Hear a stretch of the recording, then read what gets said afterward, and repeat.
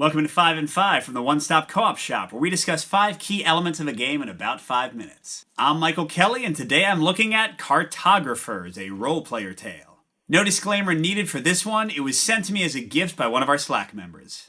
I first heard of Cartographers when I saw Liz Davidson playing it on her Beyond Solitaire YouTube channel. It looked really cool as a quick competitive and solo game, so I'm really happy I got to give it a try. But is drawing cards and drawing maps any fun? Let's find out and get to the list.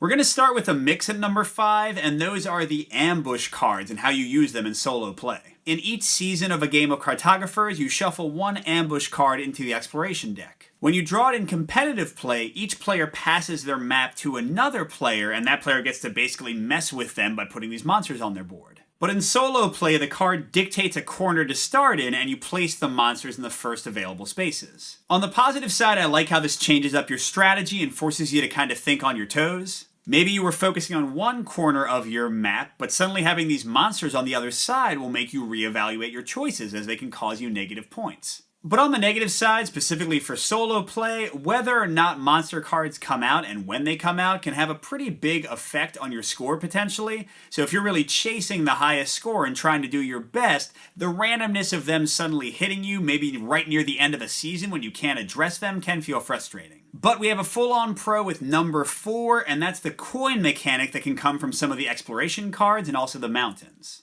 When you fill all 4 squares around a mountain space, or take the lesser option on an exploration card, you get to cross off 1 coin on your sheet. And these become free victory points every season of the game, so if you cross them off early, they'll score especially well. And I personally like both sides of this mechanic.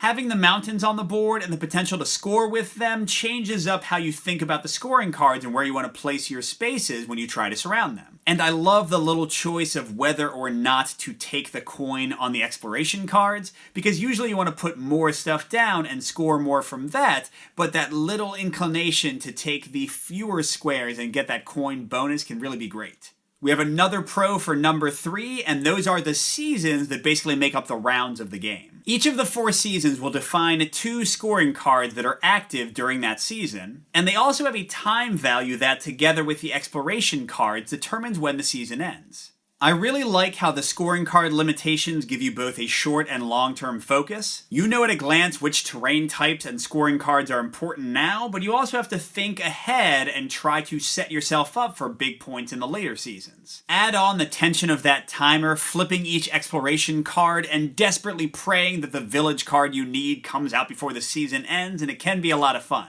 My number 2 is another pro, a big one related to what I just discussed, and those are the scoring cards, especially how they work in solo play. You have 4 randomly drawn scoring cards in each game, 3 dealing with specific terrain types you'll draw on your map, and 1 dealing with more general shapes you draw. Now this is a mechanic that's pretty much straight up lifted from Sprawlopolis, which I've covered before, but I liked it there and I like it here. The diversity in what you're doing on the map can really change up a lot based on the 4 cards from game to game. And just like Sprawlopolis, at least in the solo play here, you total up the point values from each card, subtract it from your score, and use that to see how well you did.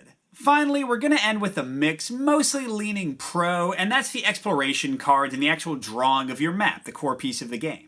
On the positive side, I like the randomness and the variety and the choices that can come out in these cards and the tough decisions you have to make on where you draw on your map and how you kind of arrange this polyomino puzzle. And I especially like the cards that give you tough choices on either which terrain type to draw or whether to draw less for a coin, as I already mentioned. The only reason this isn't a full-on pro, at least for me, is that especially kind of mid to late game or with the cards that don't have a choice on them, I usually feel like it's pretty obvious where my optimal drawing space is, so I don't really feel like I have as many choices sometimes. But again, that's usually only the second half of the game, and might only be a problem for me, but I still wanted to put it out there. Overall, I've been really happy with my plays of Cartographers, both in competitive play and solo. It's incredibly easy to learn and teach, really quick to play, and just kind of creating your little map and sometimes telling a story with it, I like to do that at least, can be a lot of fun. Add in the variety in the scoring cards, the fun short and long-term planning of the seasons, and it's pretty much a winner. But some potential warnings. Sometimes your success can feel pretty random, especially with the ambush cards. Sometimes the choices will feel really obvious and the game might just feel sort of easy overall. And in the end, for me, it's pretty light and fluffy. It's never going to be like a top 10 game for me because it just seems so airy and quick. I mentioned Sprawlopolis earlier, and I think that really gets to the key difference I'm talking about here. I think Sprawlopolis has much greater variety and a much bigger challenge in how its scoring cards pair together. And that makes it feel like a heavier, more brain-burny game. It might be easier to get Cartographers to the table,